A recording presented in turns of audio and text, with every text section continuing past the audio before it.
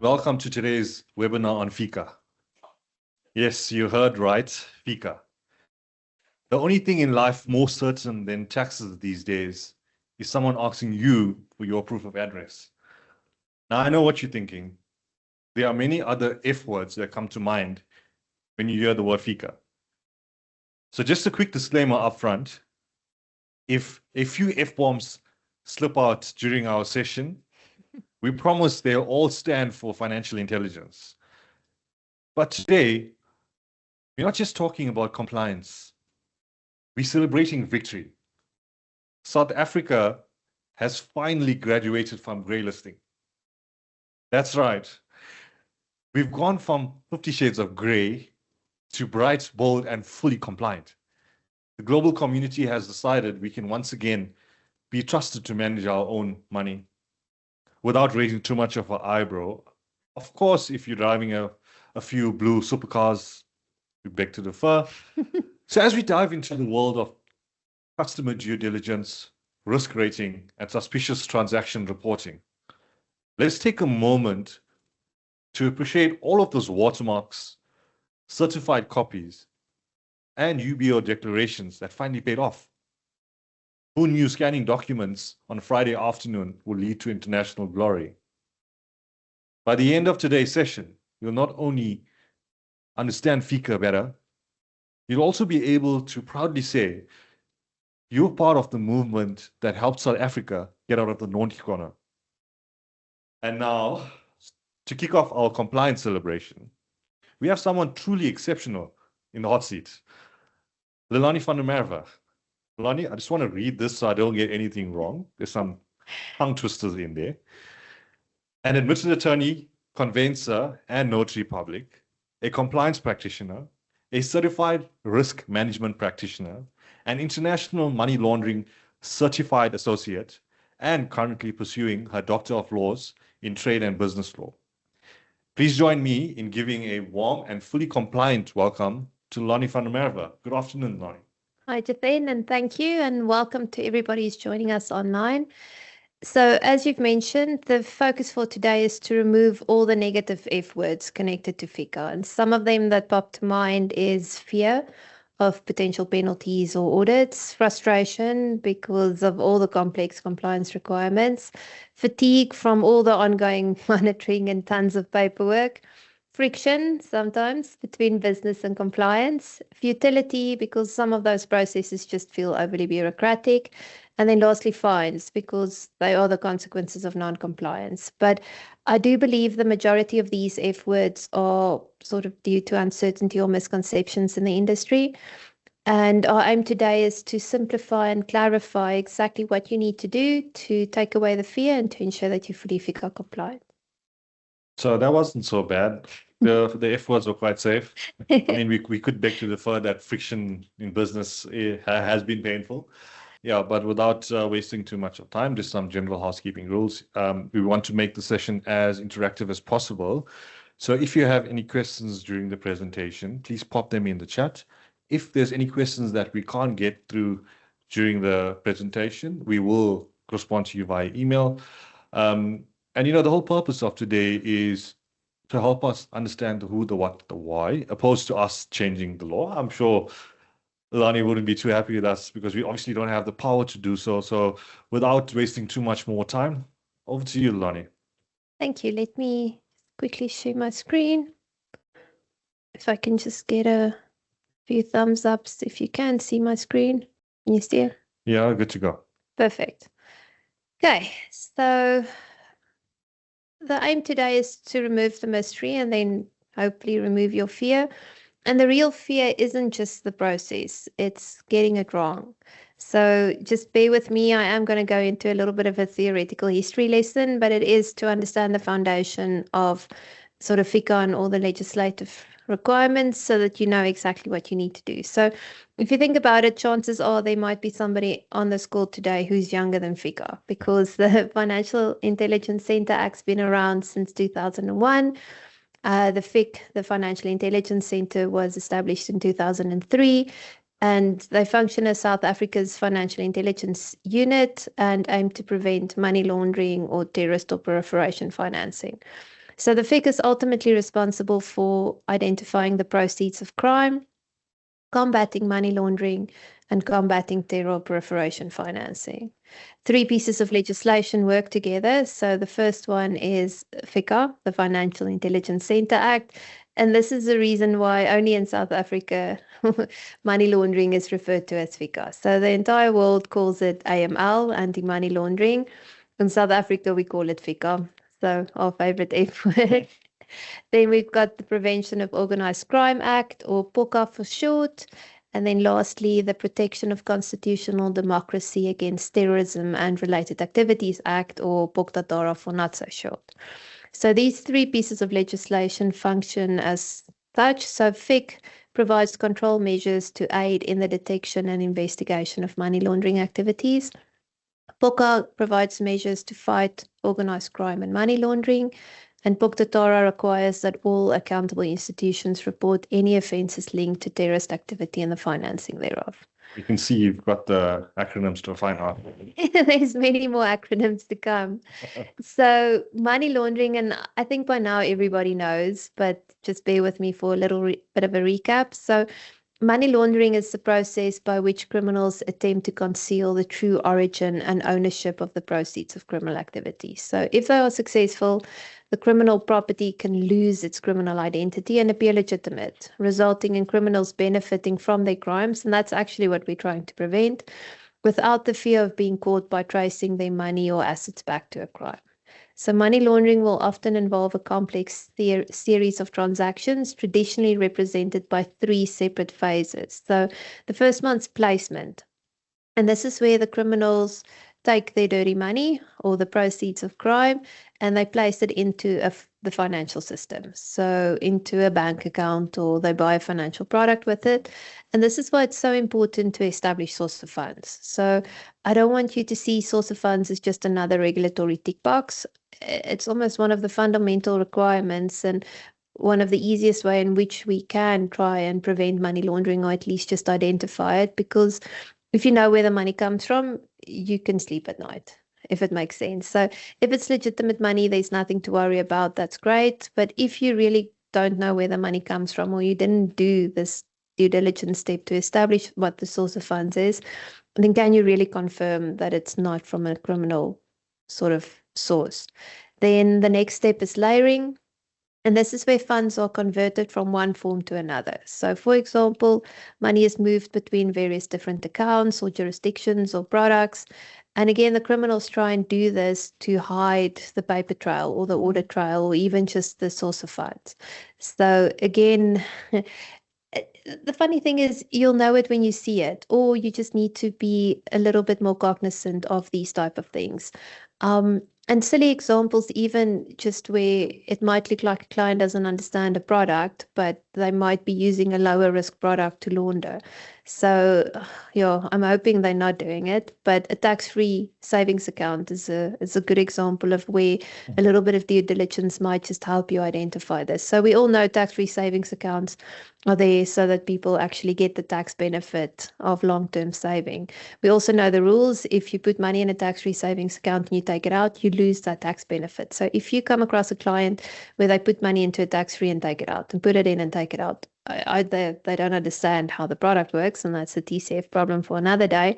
Mm-hmm. Or they might be laundering money through this low risk product, because most product providers do see tax-free savings accounts as low risk, and they might not apply as much sort of FICA or AML due diligence on those products. So again, just be cognizant of things that just, if it looks weird, even if it just looks like a TCF problem, there might be a FICA hoho sort of hiding behind that TCF problem. And then the last phase is integration. And this is almost the sticky problem, because the moment we hit the integration phase, this is now where the funds actually appear legitimate and they re-enter the economy in what would appear to be normal transactions.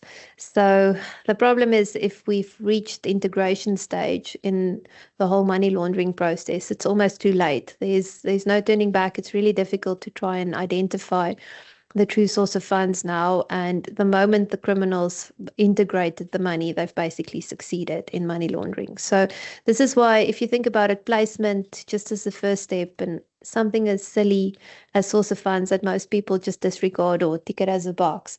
If you can already prevent it at placement stage by just confirming source of funds, then it's impossible to layer, because the money is not in the system, and then it can't appear to be legitimate after integration's been done. Yeah, so I think it's also important that there's no blanket approach to any one of these steps.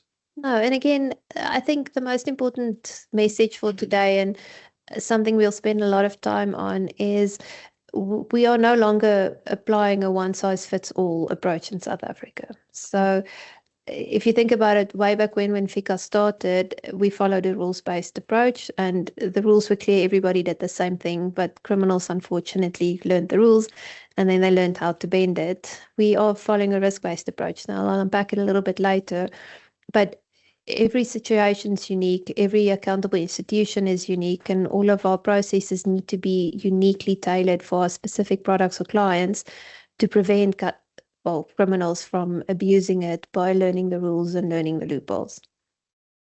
So money laundering will often involve various techniques. And again, I'm going to spend some time explaining the techniques, because if you understand how they attempt their laundering, then it's a little bit easier to identify and to stop them. So firstly, we get money mules. So a money mule is almost similar to a drug mule, and they function the same. But in this instance, money mules are people who work for money launderers to help them launder money. But sometimes they might also be unknowing. So they might be recruited. They might know that what they're doing is naughty and they shouldn't be doing it, but obviously they're doing it to benefit. But sometimes we have unknowing mules, people whose bank accounts or identities have been stolen, or people who trust family members, sometimes elderly, where they will have a family member or somebody who looks after them, who have access to their bank accounts and who can use it as mules. So again, this is why we are a little bit strict on source of funds and third-party payments and those type of things. And it's just to try and identify potential mules. Then we've got Smurfs. So those tiny little blue men is just sort of an indication of criminals trying to break the transactions into tiny little bits. So in essence, through a smurfing technique, money launderers would hide the size of transactions by breaking them into several smaller transactions. And it's usually to look less suspicious. It might be to circumvent cash threshold reporting. So if you think about it, if you've got 100,000 Rand investment pending and the client pays it over in one amount, then they're clearly not smurfing, because you're getting the full amount. If they potentially break it into two smaller amounts of 50,000, it might be smurfing. But also if it's a cash transaction, it's now triggered 2 cash threshold reports. But if they break it up into 10 smaller amounts, so 10, 100, 10, I can't do math. It's late in the afternoon. The math is sort of not mathing. You do the legal. Yes, exactly. There's a reason I did LLP and not BCom. So if you've got 100,000 Rand investment and they break it into 10 smaller 10,000 Rand investments, then it's clearly an indication of potential smurfing, because who will go through the effort to make 10 payments where you could do one? And also 10,000 is small enough. It's under the cash threshold reporting radar if they don't do it sort of consecutively. So just look out for, and again, I'm not saying people who do this are criminals. There could be a legitimate reason, but you won't know if you don't ask. So it's just a red flag. You need to investigate it, and then you need to act accordingly. Then we've got shells. So a shell company it's a front company, basically. It's a company that doesn't have any specific business activities or operations or physical assets or employees. And in essence, it's just used to raise money for laundering. So if you think about it, if you're doing business with a company, you know there's only one director because you have to UBO, but they've got offices across the world and billion rands worth of sort of revenue every year. You need to ask questions. Either they find a very clever way of working effectively, or they could potentially be a shell. So again, These are just indications. They're not hard and fast rules, but whenever one of these red flags pop up, it needs to trigger you to ask more questions, do a little bit more digging, a little bit more DD, just to make sure that you know who you are dealing with. Cryptocurrency, another problem, because crypto unfortunately enables users to move money across borders quickly and with relatively low fees. And blockchain tech does not directly link them to personal identities, making it really difficult for authorities to trace the origin and destination of illicit funds. So one of the silver linings, if you want to see it from greatest thing, is that all crypto dealers became accountable institutions too. So from a selfish point of view, you can be happy because they feel the pain. We all have to FICA now.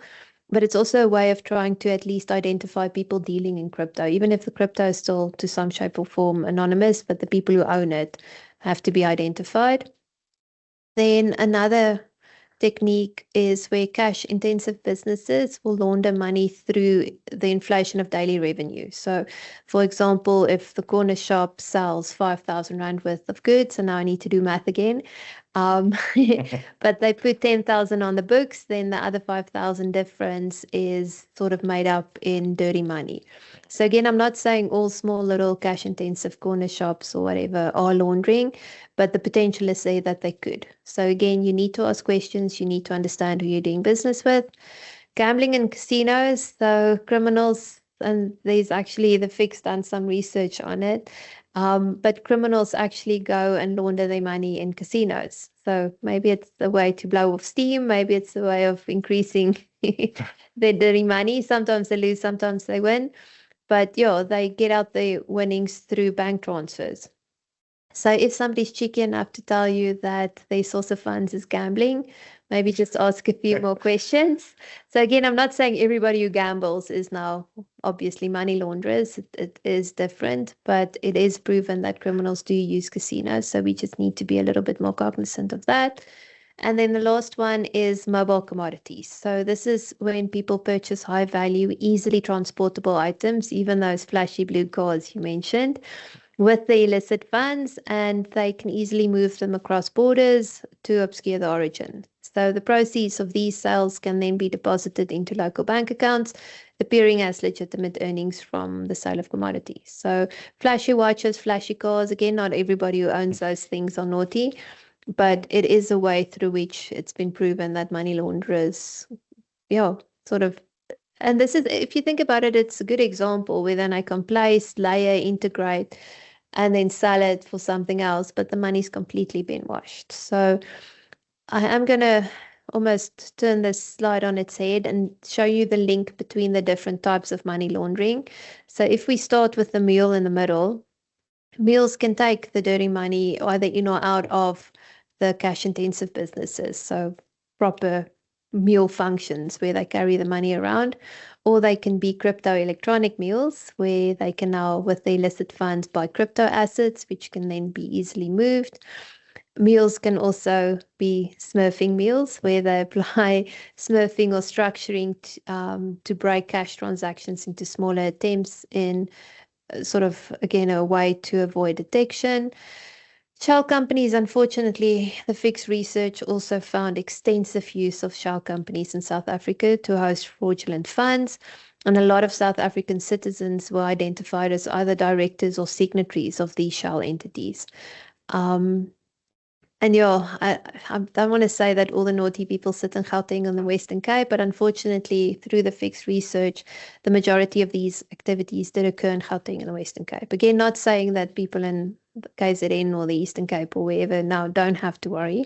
It could still happen there, but the majority of these did occur in Gauteng and the Western Cape, so just be cognizant of that.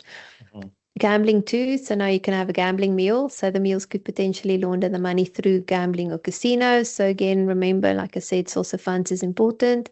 And then the mules can also transport goods. So the mule can actually be driving the flashy car or wearing the flashy watch just to get it from one place to the other, because money laundering is not limited to only physical cash. So the moment you understand how all of these things fit together, it's also a little bit easier to start to identify trends, to know what you need to look for to try and prevent money laundering. Then we move on to organized crime financing. So ironically enough, Organized crime is not defined in POCA, but in general terms, organized crime is the systematic commissioning of crimes motivated by a craving for profit or power. So organized crime usually includes some of the following. So you need a criminal group that's involved in collaborative action. So you need more than 2 people at least, and yeah, teamwork makes the naughty dream work. So if you have one organized criminal, he might be a little OCD, but yeah, You don't get that definitely often. no. They need friends. Then organized crime, there's a suspected involvement in serious criminal offenses for a prolonged period or an indefinite period. There's a motivation with the pursuit of profit or power. They simulate or employ commercial or business-like structures. Group members have their own appointed tasks. They use some form of discipline or control. So even criminals believe in compliance, can you believe? And there's also disciplinary sanctions for non-compliance, and I don't think it's fines. Then usually they are engaged in money laundering. They use violence or other means to intimidate. They attempt to exert influence on politics, media, public admin, judicial authorities, and so forth. And then they also try and abuse state, provincial, or international borders. We know about planes and things landing in places they shouldn't be. So Yeah. again, reading through this, you know, and you've There's many seen examples in the news. Some more just practical high-level examples: mafias and cartels, drug trafficking, human trafficking, illegal mining, wildlife smuggling, and arms dealing. So again, it might seem like a far-off example, but when last did you read about Zamas in the news and then thought, maybe this is a POCA problem? And if you think about it, Zamas, it's a massive problem in our country. They're even involved in human trafficking, as we've seen in the news. So, yeah, the unfortunate fact is this is happening in our country. We can't pretend that it's not. The most important thing is we just shouldn't allow criminals to use our products or our services to try and hide the proceeds of their crime, or now to open themselves a money market out of illegally gained money. So yeah, just be aware of what's happening around you in the world. Again, know who you're dealing with. Make sure you don't have dodgy clients. And then the last one, terror or proliferation financing. So again, we know the definition. Terrorist financing is the financial or logistical support of terrorism. It can be individuals, entities, or groups that encourage, plan, or engage in acts of terrorism. And it includes plans or intended plans even to support or commit an act of terrorism. And again, there's a lot of these examples happening in the world. Currently, we have more wars being fought than has ever been fought in the history of the world. So we can't pretend that these things are happening. We just need to be aware that we could potentially be helping the criminals. And again, if you know who your customers are, this is why CDD is so important. If you know who they are, you know what they do, you can be aware. Some of the stages you can look out for. So remember, terror or proliferation financing usually involves 4 stages. It's raising, moving, storing, or using the funds or other assets. And again, it doesn't have to be cash. It can be high value commodities too. We can have mules now helping terrorists moving things. So they need to raise the money. They need to get it from somewhere. We've seen criminals even use crowd financing. Can you believe? Then they need to move the money, might be through a mule account. So we need to know source of funds. You need to be cognizant of third-party payments. They might store it. So sometimes criminals save too. So your maybe a tax-free savings account, maybe something else. But again, they need to store the money before they need to use it, or ultimately they need to use it. So the most important thing to remember is these stages aren't necessarily sequential or linked to a specific terrorism-related activity. And again, it's not your job to be a forensic auditor. You just need to be cognizant that these things do happen and your clients might be involved. So if you think about it, these crimes might function side by side. We show now that organized criminals might be involved in money laundering, and the laundered money might be used in terror proliferation financing. But for me, it's important that everybody understands that everything is connected. Yeah. So I think also it's quite difficult because with AI and what AI can do these days with the deepfakes that are out there, the world's supposed to become a better place with technology, but now criminals are just making it taking advantage. Exactly. Yeah. So yeah, I'm not saying all AI is not just for criminals. There is benefit out of it, but as you've mentioned, we need to be cognizant that criminals can be hiding things or faking things through AI. But if you think about how everything is connected, the three pieces of legislation, so FICA, POCA, and POCDATARA, is actively trying to prevent money laundering or terrorist financing. And unfortunately, if there's a little bit of money laundering involved, there might be a little bit of organized crime or proliferation financing and all the various steps and layers and phases and all of these type of things. So you need to always consider the bigger picture. And again, I don't want people to be so paranoid that they're too scared to act, but worry about the things you need to worry about. So if it's a legitimate client, there's no suspicion or stress or worry, then stop stressing. But the moment you feel something's off, just don't pretend that it didn't happen. So for me, the most important thing is don't get stuck in the detail. You're not a forensic auditor. It's not your job to go and dig and sort of establish every single phase or stage or step. The most important thing is just to ask yourself, do I know, suspect, or have any reasonable grounds to suspect that the assets in question are derived from criminal activities? It's that simple. So if you clear conscious, hand on heart can say you have no suspicions, you have no worries, then you don't have to worry. But if there's a maybe, or if you're not too sure, then you need to ask a few more questions just to make sure that you understand who your client is and where the money comes from. So like I said, the assets don't have to be linked or suspected to be linked to a specific phase or stage of money laundering or terror proliferation financing. But if your gut feeling is that something isn't right, then just act on that gut feeling. Trust your gut. And all suspicions need to be reported to your MLROs.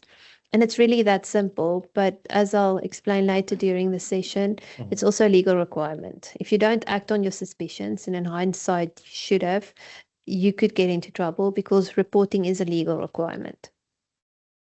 But ultimately, I just don't want people to ever underestimate any suspicion. So your gut knows things that your brain sometimes tries to hide. So again, don't get stuck in the detail, but the context is important. So every situation needs to be almost assessed on its own merit, and every business transaction is different to the next one. So and I think this is where the risk management and compliance program or FICA policy is important, because every business's situation, clients, products, everything is unique, and you can't apply a one-size-fits-all approach to everything. You need to assess your own risks, your own clients, everything on its own merit. So who needs to comply with FICA? I think I'm going to open that up to the floor. I don't see no questions. I just want to make sure that everyone is awake. Oh, you don't want to answer, so you're making people maybe I don't talk want to now. answer. I don't like being put on the spot. Does anyone want to help me online? Who needs to comply with FICA? Are we seeing any responses? So we got some responses, everyone. That's probably somebody from our office replying post-training. But in essence, all accountable institutions need to comply with FICA. So, for example, POPIA, and maybe we'll do a session on POPIA and data protection in the future, but POPIA applies to everybody in South Africa. So if you're a dentist or a doctor or a financial advisor, you have to comply with POPIA, but FICA is a little bit different. Only accountable institutions need to comply. So doctors, for example, yay for them. If they're not any of the entities listed on the screen, they don't have to comply. But in broad sense, anybody in financial services needs to comply with FICA. So this includes authorized users of exchanges, CIS, Mancos, banks, including mutual banks, co-op banks, post banks, life cos, forex dealers, credit providers. So anybody with an NCR license, FSPs, there are a few exclusions. If you only touch medical aid business, for example, you don't have to, but not a lot of FSPs only specializes in one thing. Any other license category under an FSP license, unfortunately, you have to. Money and value transfer services providers, crypto asset service providers, and then anybody using a clearing system or a participant to a clearing system in terms of the NPSA. So basically the entire financial services industry as we know it. Then law and property, so all legal practitioners, lawyers or advocates. So if you have a client who is a lawyer or estate agent and they don't want to give you FICA, they should know better. And they were some of the institutions who were responsible for our grey listing to start with, but let's leave it there. And then lastly, the South African Mint Company is the only other one that's now issued or listed by name. So in the past, the annexure to the FIC Act that detailed all the accountable institutions had a lot of different lists. So they were new car dealers, second-hand car dealers, people who sell second-hand things, like specific lists. And the problem there is people started to, again, figure out the rules and then try to bend them or get away with loopholes.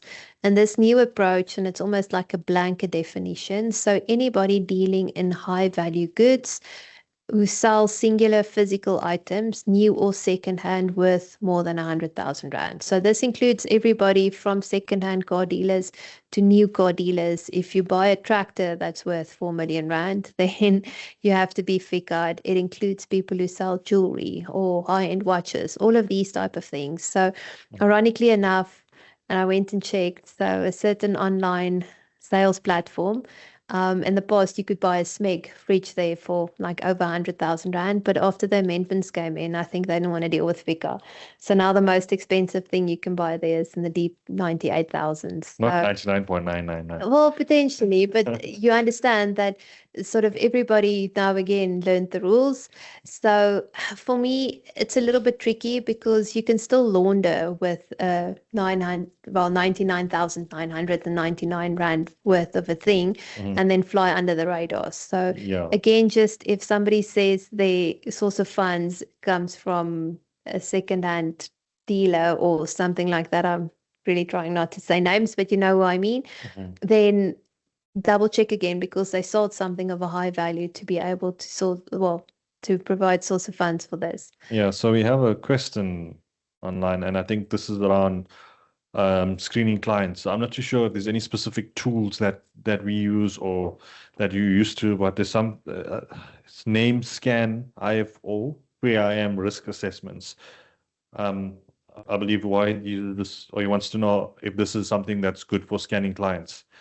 Are there any other systems that advisors can use? I can't comment on specific systems for obvious reasons, but the most important thing, and we'll unpack it a little bit later, and it ties back to our risk-based approach, is whatever you use, it just needs to be fit for your purpose. So in your RMCP, you need to explain why you are using this specific system, what it can provide for you, why it might work for you. So, for example, you won't use the same systems that big multinational sort of banking corporations would use because your risk rating is different. So moving into a risk-based approach, so like I mentioned in the past, when FICA just came out, it was rules-based. It is why most of the industry still sort of FICA the same way because everybody was expected to do the same thing. And then criminals started to abuse this because they taught themselves the rules, they found ways to circumvent the rules, and it was just a mess. And the risk-based approach is an attempt to ensure that every accountable institution adopts a risk-based approach with regards to the specific risks posed by their customers and products, but also all the mitigating factors and controls to remedy any deficiencies. So, for example, if you never touch cash, and I mean, in today's day and age, it is a little bit easier. I think it's maybe only banks that actually still deal with customers who bring cash to their office. A lot of financial institutions sort of refuse to accept cash and they insist on electronic payments. So if you no longer accept cash, then you've reduced some of your risk. So your RMCP, for example, doesn't have to cater for cash acceptance. But if you're a big bank, you will definitely still accept cash. So your RMCP needs to look different. If you only deal with customers who invest in, not very liquid products. So if it's a fixed term investment product, then it's also a little bit more difficult. If you only deal with customers that invest in pension funds or living annuities or these type of things, your risk profile is different. So obviously your RMCP would look different. And for me, the risk-based approach, and I think a lot of people missed the point there, but it was your almost opportunity to make FICA easier for yourself. So you don't have to comply with the rules that the entire industry complies with because they know better, or it's the way we've always been, which is now not a risk-based approach. It's still rules-based if you think about it. But the moment you almost use your RMCP to work for you and you write it in a way that caters for only your products or customers, and all the mitigating factors you might have in place. So, for example, you might not deal with customers who you don't see face to face. Then it's a little bit easier to identify and verify a customer because you've physically seen the customer in real life. So you've identified and verified easier than people who only deal with customers who they see via email or Teams calls or those type of things. So I think the most important part of the risk-based approach is to make sure your RMCP works for you and not the other way around. You shouldn't run around and try and comply with rules that might not be necessary or applicable to your business. But if you can turn the thing on its head and create an RMCP that works for you, and that's some of the things we'll unpack a little bit later, then it helps. But you need to understand the risks that are inherent to your own business or your customers. And the risks can be any one of the following. So it's a threat. So anyone or anything that could cause harm. So the type of customers, like I just mentioned, customers bringing cash or customers you're only seeing via screen, a little bit more risky than customers that you see in person or only pay you via EFT. Or vulnerabilities. So anyone or anything which can be used to harm or can be harmed. So again, the type of customers. So if you now do have customers and you're not always sure where their source of funds come from, you making yourself vulnerable. Or we know that elderly sometimes trust loved ones or family members and they are exploited or abused or unfortunately victims to cybercrime. So we need to factor in their vulnerabilities. And then the consequences, the resulting harm. So are you allowing a criminal to potentially launder money? Like, are you not sensitive enough to understand that some of your customers might be vulnerable? So it does take a little bit of time and you need to apply your mind to your own specific risks and the risk linked to your customer and your products. But the moment you do that, then your RMCP becomes easier because then you only have to comply with things that really apply to you. So we're all going to play a little bit of a game now, and I'm hoping everybody is still awake and will participate. But I'm going to give you a few scenarios, let's call them that. And I want you to use a simple metric of low, medium, and high. Yeah, so my suggestion on this one is let's do the first one and ask the question, and then the second one and ask the question, and then the third one. That way you're going to see who's awake and who's paying attention. Yeah, unfortunately, my screen shows them all. Oh, So, never mind. Yeah, we'll do it better next time. But yeah, so the three situations is a retired grandmother from Joburg with no sanction list hits, and she's investing R1 million, which is obviously coming from a pension fund into a living annuity. Then we've got a trust, no sanction list hits, investing R10 million in a balanced CIS fund. And then lastly, a self-employed PEP from North Korea, really bad reputation, and they're trying to invest $1 billion in a money market fund. So you can just give us 1, 2, 3, and then your risk rating from high, medium to low. So I'll give you a minute or so. Have we seen any? No. So, okay, we're getting some responses. Thank you. Yeah, at least we know everyone is awake now. Cool. And again, it's just you can now see if you can trust your gut, and we can just see what the general feel is. So how's it looking there, Jeethen? So the general consensus is 1 is low, 1 low, 2 medium, 3 high. Okay, so everyone is awake. Clearly, and they are very correct too. So if you think about it, retired granny from Joburg, we know where the money comes from. It's a pension fund, so another accountable institution. And they're now putting the money in a living annuity, so rules and stuff apply there. So under normal circumstances, this could be a low risk rating. But again, like I said, granny could potentially be a victim of cybercrime or money mules. So I'm not saying treat all grannies now with suspicion, but if there are any other factors that arise with regards to this specific client, you just need to be cognizant of the fact that they might be vulnerable. Then the trust, medium risk, obviously, and for a reason. So trust is a juristic entity. There's various layers, different beneficiaries. So you need to do UBO FICA and just understand who you are dealing with or doing business with. Yeah, don't we all love UBOs, eh? Well, it's UBOs and PEPs that make everybody happy. And then obviously this PEP, there's nothing to fix this. So the Act itself says you need to do enhanced CDD with PEPs. So obviously this PEP is a high risk. So out of this, you can see it's difficult to sometimes identify them. Sometimes they're easy. I mean, real life situations don't look as obvious as the ones that I've just provided. But again, the beauty of the risk-based approach and the power you have is to almost make up your own rules. So, and again, the rules need to comply with at least the bare minimum requirements in the Act and all of the guidance notes and PCCs that get issued. But ultimately, you can set your own rules for how you determine how you risk rate your customers and how you will deal with each of your unique products and customers. So don't use the template, basically. That's what you're saying. No, don't use the template. And I think that's maybe where most people fall. And maybe even, we've seen some of the big fines in recent times. And what happened in most of those cases were the RMCP was beautiful, and it's maybe because somebody clever in compliance or a lawyer or somebody drafted the thing to be as compliant with the law as possible. But when people apply it, they miss the point. So then you have a non-compliance issue where your RMCP says you'll do something and it's the law, but then you're not doing it, and it's a problem. So keep your RMCP as simple as possible. So again, I keep on saying RMCP, and it's another acronym, but RMCP is short for your Risk Management and Compliance Program. A lot of people call it your FICA policy. And again, I don't really care what you call it, just as long as you have one.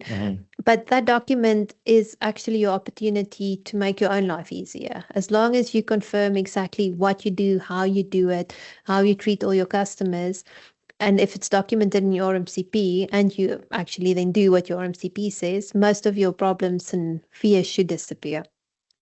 So I know people love to read legislation. So I think you're speaking for yourself. I prefer numbers, but yeah, I think you can go for it. Yes. So if you need to figure out exactly what you need to put in your RMCP to comply with this risk-based approach, Section 42 of FICA should be that one section that everybody reads. So if you hate reading legislation, then please just do yourself the favor to read that one section. It's, for me, almost the holy grail to everything FICA, but also to help you. And I know most people hate reading, so I've tried to summarize it. And to ensure practical compliance as detailed in Section 42, you essentially need to do three things. So firstly, you need to adopt an RMCP or FICA policy. You have to have the right things in your RMCP, and you need to do the right things with your RMCP. So from a RMCP adoption point of view, bear with the legal jargon just for a little bit. But Section 42(1) says an accountable institution must develop, document, maintain, implement a program for anti-money laundering and counter-terrorist proliferation, financing, risk management, and compliance. So again, a lot of words. Practically, what that means is you just need to make sure you've got a well-developed and documented RMCP or FICA policy in place. So if you tick the boxes in Section 42, and your RMCP has all of those things in, you are golden. And then that document needs to be formally implemented. And again, implementation means it's a living, breathing, practical process doc. It's not something that you create once off. You think you've ticked the box and now it sits in a corner in a file or somewhere on a drive and nobody ever looks at it. Because if you don't do what your RMCP says, then you're in any case in trouble. And you have this false sense of security that you can't really trust.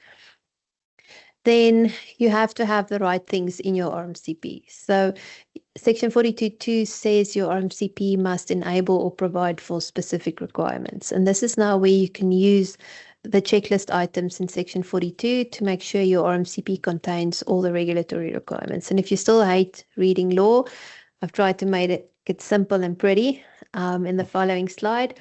So in essence, your RMCP must provide for the manner in which you do certain things, and it needs to enable you to do a few things. So from a provision point of view, your RMCP must make it clear what you will do to identify prospective and existing clients. And again, you can decide how you do it. So if meeting clients face-to-face is your way and you like seeing people, then you can explain in your RMCP you do not do business with people who you haven't at least met once in real life when you establish a business relationship. And I'm not saying that is how you should do business. You can do business electronically, but then you need to have different ways of establishing who you're doing business with and how you know that the person you see on a screen is actually that real life person. Because it's important, and a clear legal requirement that you need to avoid anonymous or falsely named clients. You can't do business with people sort of like Madonna with only one name. You need to have a name and a surname. They need to have an ID. You need to see an ID with a picture, for example. You need to establish and verify the identity of persons. And how you establish and verify is up to you. But ultimately, you will be tested by somebody from a regulator sitting in front of you, asking you to explain how you know that the person who said they are this person is actually that person. Then you need to ensure all future transactions match your customer profile. You need to perform additional due diligence on legal entities. So this is one of the things that changed during grey listing. And maybe one of the reasons we were grey listed is because we weren't that strict on how we identify UBOs and such on legal entities. And remember, criminals use legal entities. The slide about the shell company says it all. So legal entities are abused by criminals in South Africa. And this is why we need to do UBO to make sure it's not a shell, to know who's dealing on behalf of the company. And if they're bad people, then obviously they might use the company to do bad things. So this is why UBO is so important. Yeah, but I think also, important point as well that you've brought up. This is a new normal for FICA. Although we're out of grey listing, nothing has changed. Well, the thing is, we can't change. So if we go back to where we were, we will potentially be grey listed again. It's as simple as that. We were grey listed for a reason, and it is because we didn't do everything to the standard that FATF required. Another F word. So, yeah, so we can't go back to where we were, and this new normal and everything we had to do to get out of grey listing is our new normal. It's almost the new benchmark against what we will be measured. So in actual fact, to prevent future grey listing, we almost need to be a little bit better than what we are right now, just to ensure that we don't get into the naughty corner again. Then we need to monitor accounts and perform ongoing DD. We need to review complex or unusual transactions and record findings. Again, it's great if you do it, but if you can't show the regulators that you've done it, if you don't have records confirming it was done, how do you prove it was really done? You need to verify customer information when doubts arise. So again, if the FICA looked legit and it looked like this is the customer when you started the business relationship, but something else throughout your ongoing monitoring pops up and you're not too sure, trust your gut. You can't just leave it. You can't just say it's too much admin and you can't deal with it today. The moment there is a suspicion or doubt, you have to act on it. You have to perform due diligence on transactions that appear suspicious. So again, you can have doubts about customer information or their actions can be suspicious. It is a little bit different, and your RMCP needs to be clear what you see as sort of doubtful customer information versus what classifies as a suspicious transaction. And again, the Act's not specific on what it is. One person's suspicion is not necessarily another person's suspicion because your clients and your products and your overall risk appetite is different, but your unique RMCP just needs to detail what you view as suspicious. You have to, and this is not a negotiable thing, it's an absolute rule in the Act, you have to end a business relationship if you can't identify verify a customer or if you can't perform a DD. So if you don't know who the client is and you're not sure that it is the client because there might be an anonymous or a falsely named client issue, or if a client refuses to give you FICA, so you can't do DD docs, you're not allowed to do a business with them. And I don't think a lot of people realize it, or they pretend not to read it because obviously we want to do business with people, but no FICA, no business. It is actually, it should be a rule and a stock standard practice, and your RMCP needs to be clear on that as well. It needs to be clear on the manner in which you identify PEPs during onboarding. And again, like you can use a system, you can have your own system, you can just go and double check who sits in Parliament.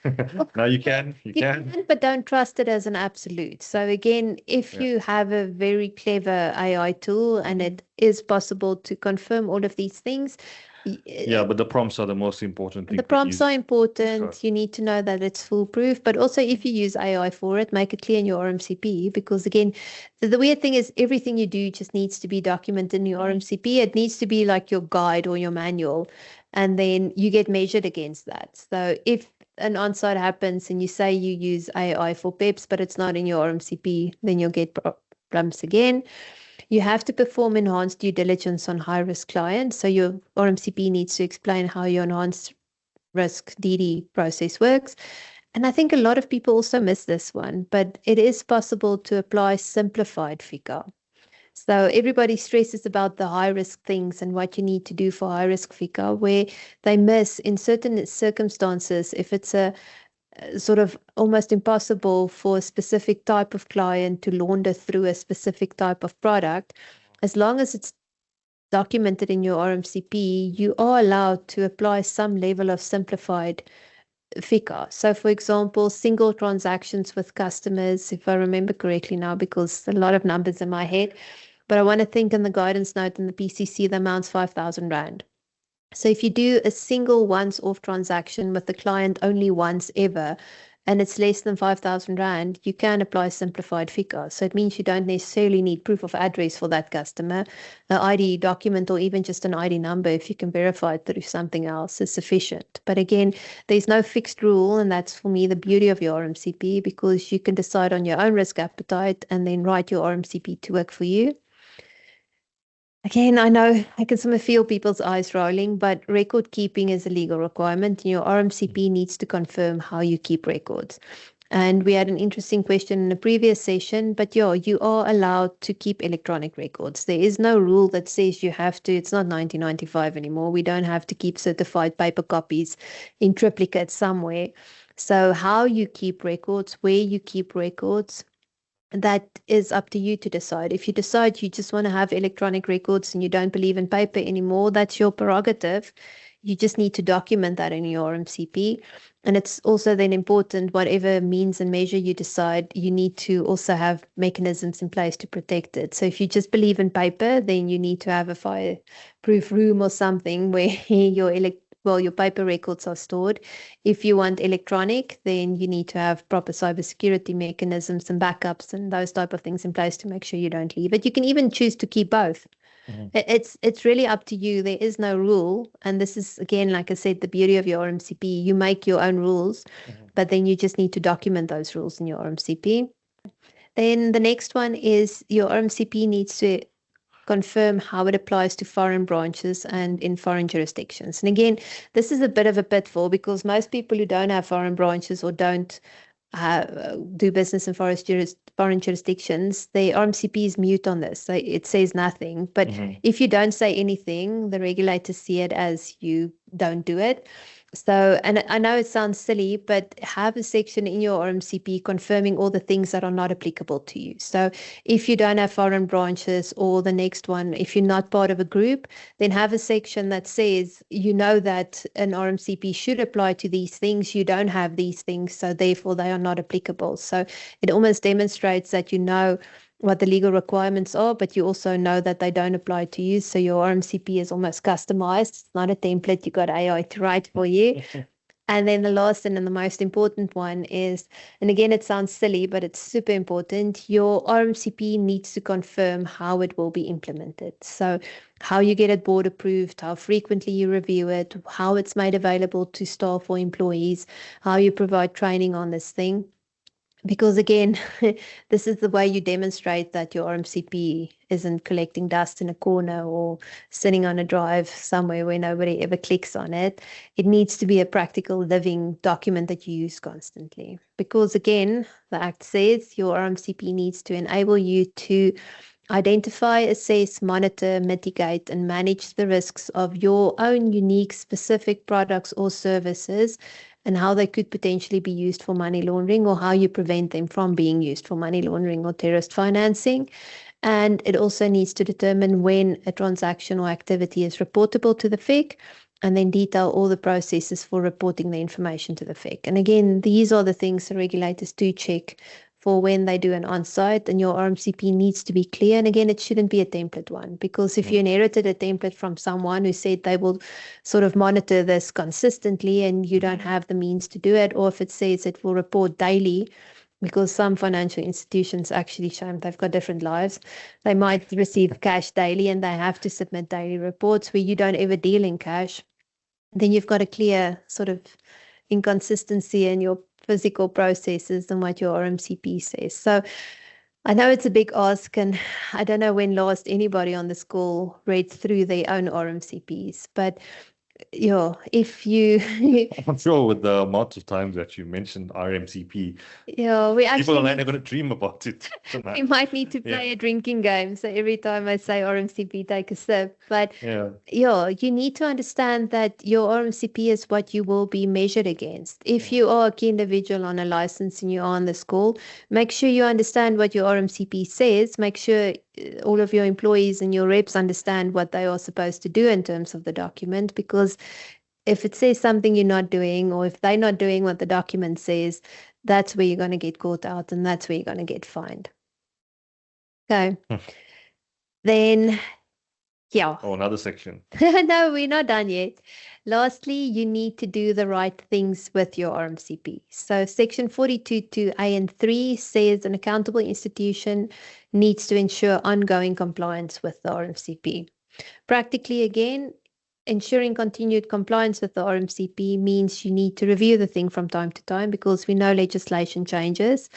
But the regulators also, and again, I mean, everybody wants to make the regulators the bad guys, but they do have a tough job, but they also try and help us a lot. There's a lot of PCCs that get issued, guidance note 7A specifically on how to deal with UBOs. I think in September just recently got updated. So you need to have a mechanism in place to almost translate all of these regulatory requirements for you, but you also need to have a mechanism in place to make sure your RMCP gets updated whenever these things change. Because again, you might be doing something that you think is the right thing, but it's 4 years ago's sort of BCC or guidance note, and then lots changed in the interim. So also make a note, go and check when last your RMCP was updated. If that was before grey listing even happened, then maybe just spend, we don't want to spend time on legal and compliant things when we can actually go out and make money, but you might save yourself some effort and you might prevent a fine if you just spend some time to update an RMCP. So when you look at your RMCP, you also need to ensure that the following processes and procedures are clearly documented and detailed in your RMCP, but that they also tie up to what you practically do. Like I've said a couple of times, it's cool if your RMCP says something, but if you're not doing that, then you're going to definitely get into trouble. So the first and almost the most important one is customer due diligence. So CDD, KYC, some people call this the FICA step. I really don't care what you call it, just as long as you do it. And the first and important step there is you need to identify and verify your customers. You need to screen and risk rate them, and you need to perform ongoing monitoring. So identify and verify basically means you need to know who you are doing business with. So like I said, if you meet your customers in real life, or if half of your customers are everybody who's been at school with you and you've grown up together and you know their mothers and their fathers and all of their kids and even their pets' names, then identify and verify is a little bit easier for you. And again, if your RMCP confirms that, then your life's a hell of a lot easier.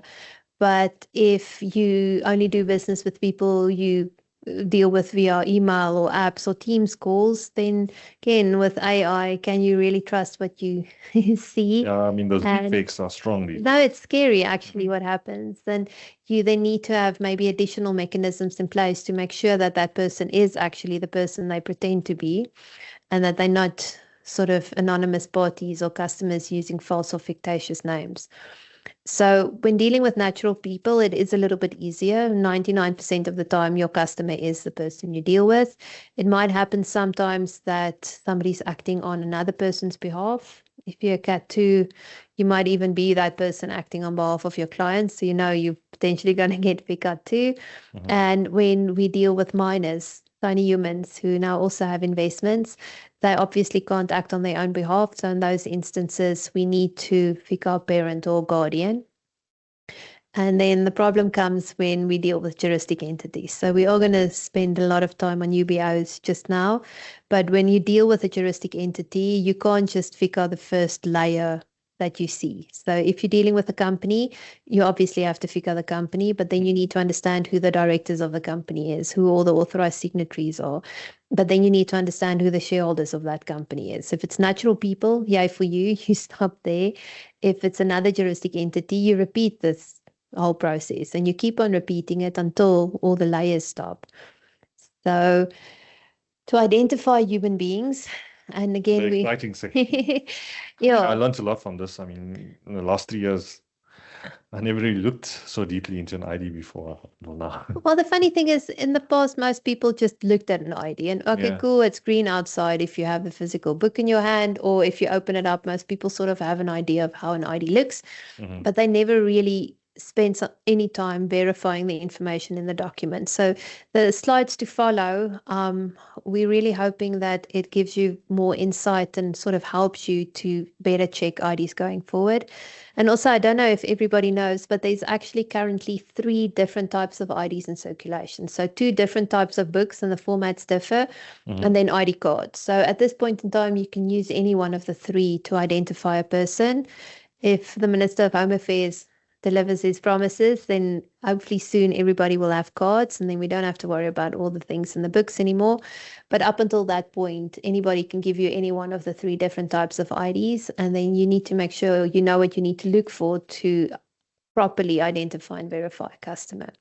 So if we jump into the templates, so the first type of ID currently in circulation is any book issued before 1 November 2010.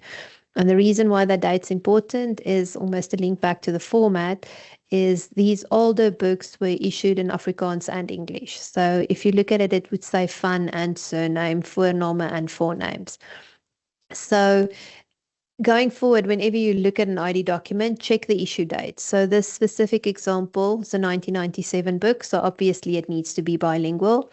Then you need to check for the barcode. So any ID document, book or card, has a barcode, either in this front page where the picture is, or the cards have it at the back.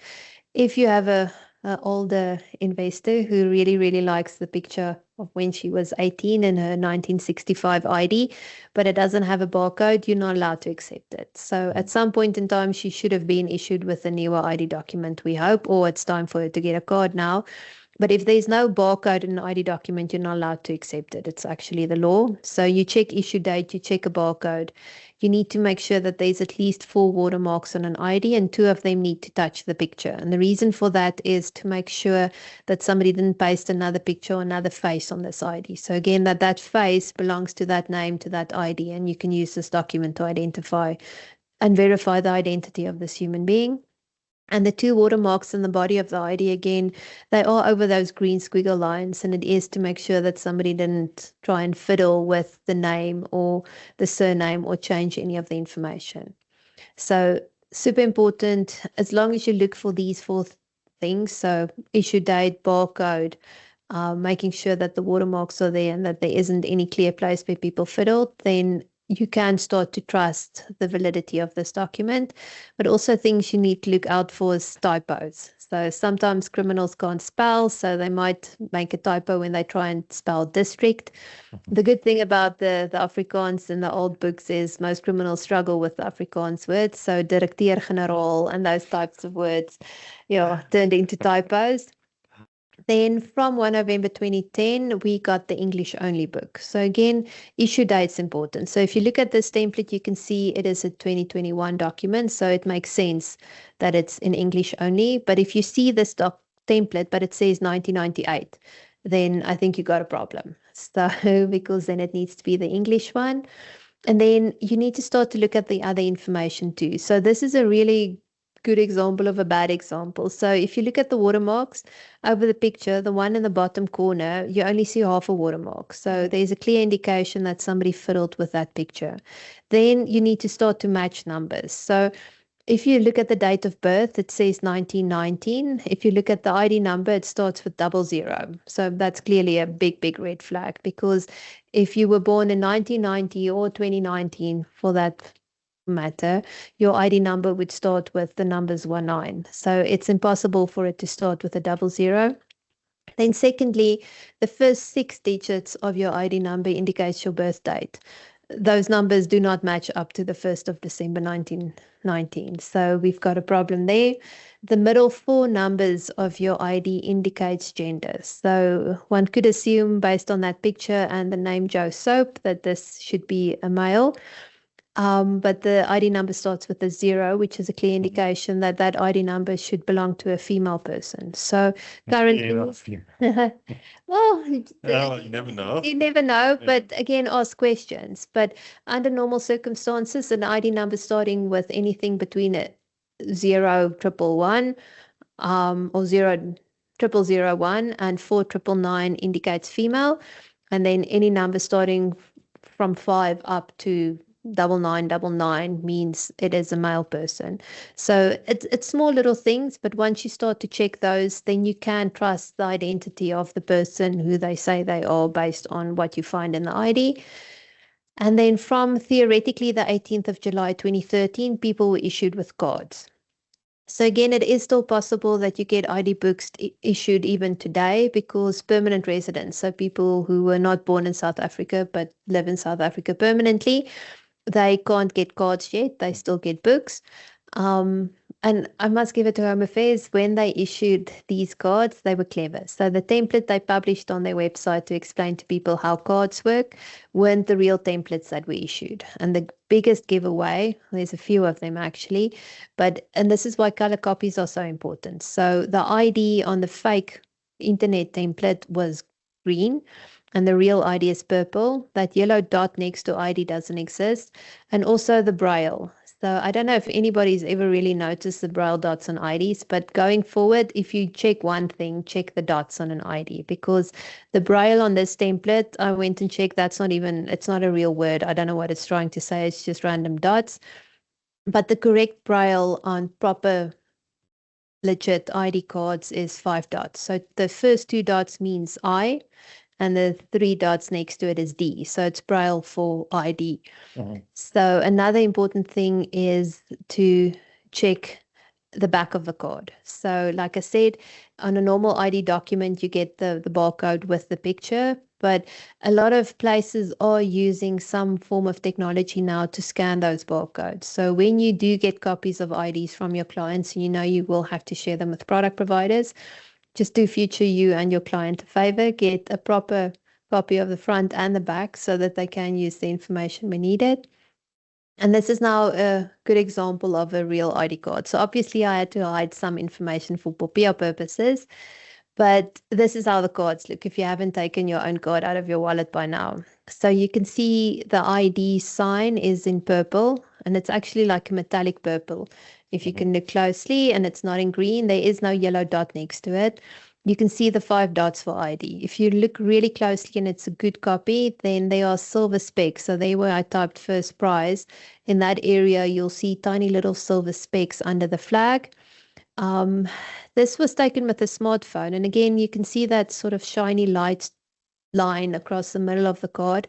And that for me is not even a problem, because this means that this was a real ID that was placed under a light and it shined off the plastic. If this was a fake that got created on a computer somewhere, it might always be too perfect. So we want good quality images, but perfection is almost an indication that something's wrong as well.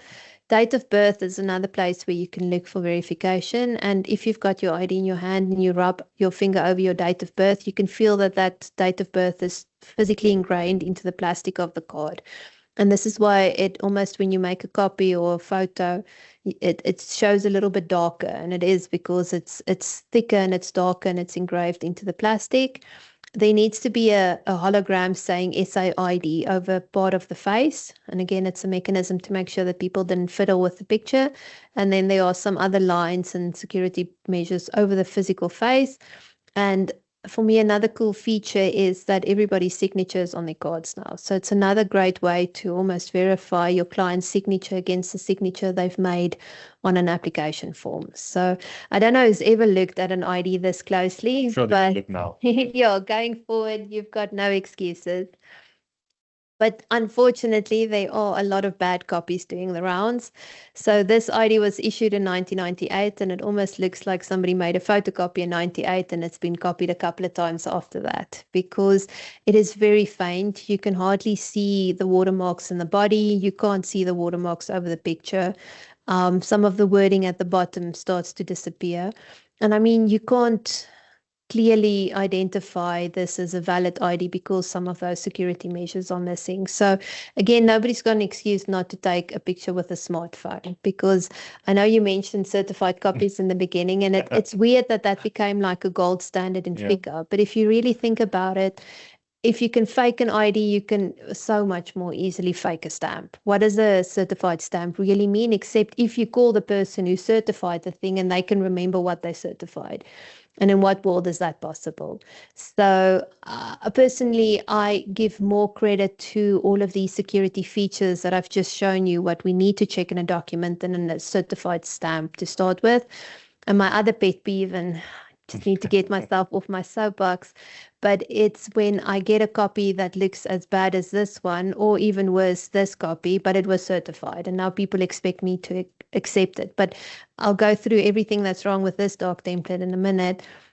But the point of certification is actually that whoever certifies the document confirms that this copy is an exact, accurate, clear replica of the original document. And there's no way in hell that this ugly, almost can't read anything copy looks like the original ID. Yeah, the passion coming out. Oh, it is. There's been a few that you had to deal with. It is definitely one of my pet peeves, and it just gets my blood boiling. But yeah, nobody's got an excuse to still accept bad copies like that if everybody has access to a smartphone and you can just take a proper copy. I am more than happy to accept a smartphone copy where I can read anything, because this specific bad copy, it's almost the opposite spectrum as the previous one, but it's such bad quality. I mean, I took off the smiley face off the face, but you can't see that human. You will never be able to identify that face next to a human being.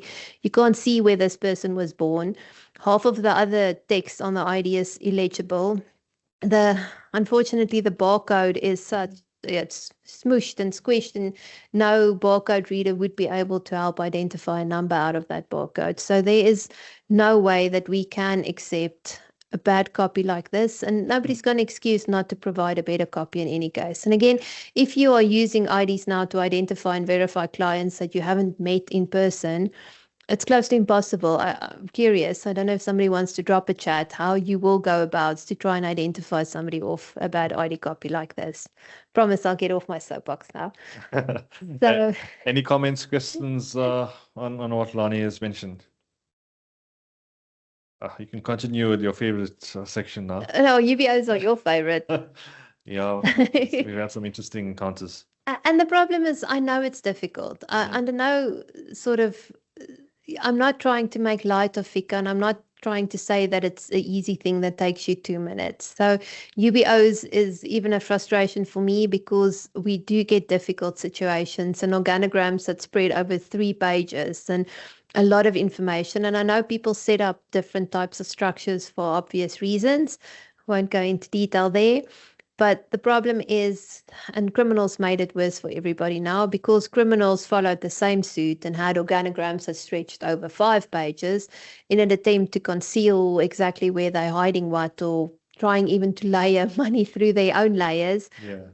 They made it difficult for us all. And now, post-grey listing, this is not going to change. So the Act was amended. We have to do UBO FICA until we find the last specific UBO for every juristic entity. So it's not changing.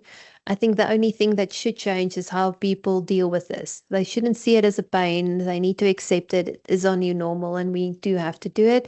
But if you do it properly, you also protect yourself. So in short, UBO stands for ultimate beneficial owners. So it's the last layer of all of those juristic structures. It might be shareholders of a company, members of a CC, beneficiaries of a trust, but it's the last human beings who benefit from this corporate structure. You do require full KYC on all of these entities to determine who is authorized to act on behalf of these entities. And this is usually where we ask for an organogram or share certificates or those type of things to understand. It's also why we ask for a trust deed on a trust to know who the beneficiaries are. And I know it's not always simple. Some trust deeds don't list the beneficiaries by name. They might say all the children born from our marriage. And I mean, if you're not the stork, then you won't know which kids were born. So in those instances, you needed another piece of information. So a letter from the trustees confirming.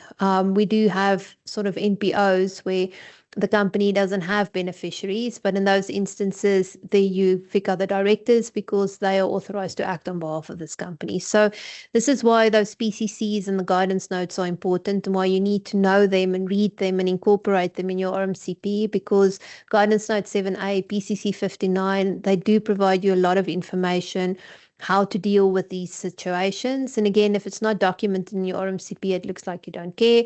If you do take the effort and say you'll follow, even if you just say you'll follow the rules as dictated in PCC 59 and guidance note 7A, and just make sure you update names and numbers and things if they change from time to time.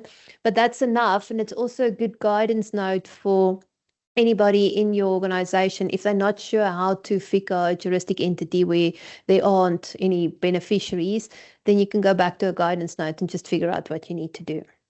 So the fun bit of UBO is trying to find smiley face. Nobody smiles when I have to do UBO, but I'm smiling at the moment. So when you need to establish a UBO, you need to find the last phase. So sometimes it's easy. It looks like this. It's a company. They might have 3 shareholders. The 3 shareholders happen to be the 3 directors too. So if you FICA the directors, you already have the shareholder FICA. Great, you can move on. Your life is easy. Sometimes there's a trust in the middle. Sometimes just a trust. The beneficiaries are fortunately named in the trust deed. Your life's easy, but it's not always. There are various different examples, and sometimes they look like that multicolor onion. Yeah, the pretty onion in the corner. But the problem is you don't have an excuse not to do UBO FICA. And in this instance, you get 0 or you get 100%. You're not going to get a 75 out of 100 if you cover some of the layers. When you do have a regulatory on-site, the regulators will mark you against 0 or 100. But for me, you also shouldn't sort of just get caught up in what you need to do to keep the regulators happy. If you don't go to 100%, how do you know that somebody who's potentially laundering money or somebody on a naughty list or an adverse list or a sanction list, heaven forbid, isn't hiding in any one of these layers? So again, you're not just doing it to tick a box. You're not just doing it to keep the regulators happy. You are doing this to protect yourself from being potentially abused by somebody who wants to launder money through products or services that you provide to them. And again, you can't stop when you find the first phase.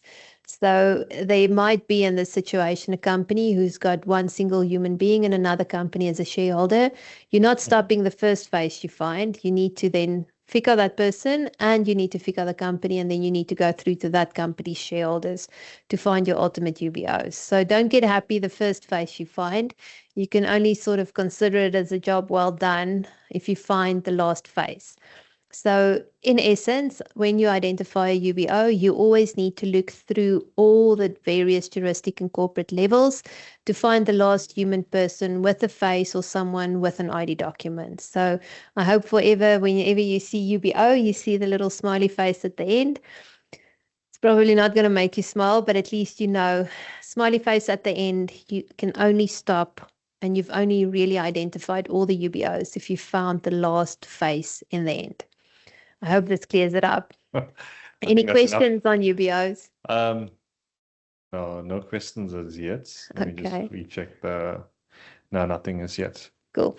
Then we're moving on to screening and risk rating. So also a super crucial step. And if you don't do this, then you also break the law, because legally we are all obligated to understand and record. Again, it's cool if you risk rate people, but it can't just be in your head. It needs to be written down and documented somewhere. But you need to record all the risks associated with your customers. And obviously these risks will differ depending on the nature of the products they use. But the risk rating also needs to include screening them against various sanction lists. So again, if you have a lot of clients and it is easier for you to use an automated system, you can. Your RMCP just needs to explain which one and how you use it. If you, for example, only focus on high net worth clients, if you only have 50 clients, and that's your business model and that's what makes you happy, you are actually quite fully capable of screening them manually. And then your RMCP just needs to say, you're not going to invest in a system. It doesn't make sense for you to have an automated system. Because you only have 50 clients, it's more than easy enough for you to manually scan them, and you're allowed to scan them, just as long as you document what you've scanned, even if it's just a screenshot against you searching for this name on the UN sanction list or on the FIC's website. But again, remember, I think the most important thing from today is whatever you do needs to be documented in your RMCP, and then you need to do what your RMCP says. Then once you know what your client's risk rating is, you can move on to ongoing monitoring, because remember, ongoing monitoring and FICA is in some instances potentially even a daily thing, depending on what you say in your RMCP again. It's like telling your wife you love her. You can't just tell her once. It needs to be an ongoing thing, or else you got problems. And it's the same with FICA. You FICA your client obviously at inception. You do the screening and the risk rating. And then based on their risk rating score, you need to do ongoing monitoring. So everything is also subject to change. Your clients might change addresses, they might change products, certain trigger events happen, and it changes potentially the frequency of your ongoing monitoring too, because it can have an impact on your risk rating. So if you had a client in a really high risk product who now moved to a low risk product, it means you can, depending again what your RMCP says, screen them less frequently. You can get updated FICA less frequently. So ongoing monitoring isn't just a nice to have, it's crucial because it almost focuses the resources you have available in the right places. So you only worry about your high risk customers where you don't, or more, but then you don't have to apply the same amount of ongoing monitoring to lower risk customers. So in a nutshell, quick CDD recap. So CDD, KYC, FICA, again, call it whatever you want to, but you have to identify and verify. You have to know who you're doing business with. It might be different for different people based on the relationship they have with different customers. Document that in your RMCP. You have to screen and risk rate everybody. How you screen, how you risk rate's up to you. It's up to how you decide to do it. I've seen people just using a simple low, medium, and high. I've seen people who have low, then low, medium, then medium, high, and then high. It's almost like how some people eat their steaks. But yeah, there is no fixed rule on how you want to risk rate your customers, but you just need to make sure that it's documented and it's applied. And then your screening and risk rating results will obviously dictate how frequently you will do various forms of ongoing monitoring. But whatever forms of ongoing monitoring you do also needs to be detailed in your RMCP. And this brings us to most people's favorite topic, and everybody hates admin, but record keeping. And like I said, if it's not documented, how do you prove it's done? And this is a legal requirement. If you don't do this, you're in essence breaking the law and you're a FICA criminal. But you have a legal duty to maintain the required documents that you detail in your RMCP for at least 5 years after the business relationship is ended. So it's not 5 years from the moment this person became your client, it's 5 years after they've left you. And paper trails are super important because it's the tool that the regulators use to combat money laundering and terror proliferation financing, and it's essential to keep those records. So it is basically everybody and every accountable institution's responsibility to ensure that they save the correct documents and records correctly the first time and every time to ensure efficiency and efficacy. Okay, moving on to... Any questions on that? Moving on to reporting. Questions. So reporting, another legal duty. So again, you don't report just because you want to or you feel like it. If you should report and you don't report, you're also breaking the law and there are consequences. So reporting usually happens through money laundering reporting officers. In big accountable institutions, there are specific teams who are focused on this. In smaller accountable institutions, it might be people who are also client-facing. So importantly, your RMCP needs to confirm who your money laundering reporting officers are, what their qualifications are, what makes them fit for this role. And it also needs to detail how they will report, sort of what would be suspicious or unusual types of transactions or behavior that will be reported to the regulatory authorities. And this brings us to tipping off. So there is a big difference between tipping off and whistleblowing. So if you think about it, whistleblowing is if you see naughty things happen and you tell the right people, the authorities or whoever, about the naughty things in an attempt to prevent it from happening again. Where tipping off is a little bit different. So tipping off is any instance where an individual in your organization, including any stakeholders, disclose information to someone outside of the internal reporting chain. And as a result, the information could potentially prejudice an investigation with regards to anything linked to AML or CTPF. So practically, if you make a report to an MLRO, you are not allowed to inform anyone else, including the customer or any person associated with that customer, of the reported transaction or the contents of a suspicious transaction or activity report, even the fact that such a report has been made. So in essence, no Skinner. You're not running around the office telling people about the juicy gossip. You're not allowed to make a TikTok or another social media post about it. You're not telling your mother or your neighbor or anybody, because then you are guilty of an offense of tipping off. So what you are allowed to do is you can only discuss a suspicious or unusual transaction report within the scope of your powers and duties in terms of legislation, or for the purposes of carrying out the provisions of FICA, or for any legal proceedings. So if this now turns into a money laundering criminal conviction case, then you're allowed to sort of be a witness in court. But again, you can't go and sell your story to the huisgenoot. So this brings us to training. And again, if people know better, they do better. So apart from it being a legal requirement, again, the law says you have to train all your employees and stakeholders. And obviously the training will differ. For me, training is a massive risk mitigant. If people know better, they do better, their jobs become easier, they stress less, they make less mistakes. And all of your training requirements, how you will train, who you will train, how frequently you will train people, should be documented in your training manual within your RMCP. The important thing now, and what we should really stress about, is what should you be afraid of, Jeethen? My wife, well, that's definitely my wife, but I don't think there's much to be afraid of if you understand everything in detail, if you just do what you need to do. Yes, but if you don't do what you're supposed to do, you should be afraid of non-compliance. And that's actually the only problem. And more specifically, you need to be afraid of the consequences of non-compliance. And these include disciplinary action, admin sanctions, dismissal, fines, jail time.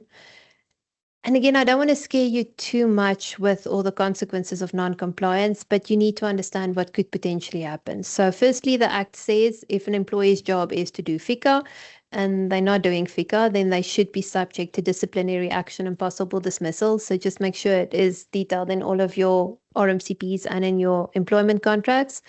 Then the FIC may impose administrative sanctions as a result of non-compliance with the Act, which can include a caution not to repeat, but it also can include a fine. And for a natural person, the fine can be up to 10 million rand. For a legal person, it can be up to 50 million rand. So big numbers. And then if your non-compliance is an offense, so all those things where I mentioned, if the law says you have to do it, like training and reporting, and you don't do it, then you can be fined and it carries harsher penalties. So other examples is destroying or tampering of records, failure to report transactions, tipping off, like I mentioned, or failure to comply with any FIC directives or the Act. You can go to jail for 15 years or you can be fined up to 100 million rand. It's quite serious. Lesser offences, but I think 10 million rand or 10 years in jail is still too much. If you obscure a FIC inspection, if you fail to attend a FIC summons, or you fail to answer truthfully when summoned. I think 1 hour in jail is too much. Yeah, well, just the concept, you're not interested. So again, just ensure compliance and then you don't have to worry about anything. So some real life examples, and again, I don't want to spend too much time on this because we all read the news, we see what happens, but everything from ISIS agents in South Africa, Mexican cartels now hitting South Africa, so drug mules and then potentially money mules, people arrested for, and I saw the pictures, that Northern Cape arrest on fake IDs and bank and SASSA cards. It was a room, a physical room as big as this one we're sitting in, full of fake IDs. And then the last one in the corner, also interesting. So this specific fraudster, actually an Easter egg for our next session, but fraudster doing a very good job, unfortunately, and scamming a lot of people, but his marketing manager helped him. So And they were both convicted for fraud and money laundering. So the marketing manager, for example, wasn't the boss. He wasn't the master brain behind it, but because he helped and enabled, he was also convicted. So you can never say your job's only admin or marketing or whatever you want to call it. If you see naughty things happen, you have to act. You need to make a plan to stop it. And then the fines too. I don't want to spend too much time on it. We all read it. We all get a skrik. But the thing is, the biggest fine to date was 160 million to Susvin, which is a significant amount of money. It would end most businesses. But sometimes just a small fine like that 1.1 million to the small FSB Microfinansiële Dienste, that's enough to end a small brokerage. So the point again is just, and a lot of these fines, to be honest, was because they might have had good RMCPs and the rules weren't followed, or the RMCPs didn't comply with everything in the Act. So again, the regulators issue the fines. You can read all the fine print and understand why people got fined. But again, if you follow all the steps we did today, you really don't have a lot to worry about after that. So in a quick summary, there is really no reason to be afraid if you just comply with the following. So all the legal duties we covered: CDD, customer due diligence, identify and verify your customers, screen and risk rate them, perform ongoing monitoring. You have to screen them against sanction or adverse media lists. You have to risk rate them low, medium, and high, and you need to be aware of those trigger events that can have an impact on the sanction screening.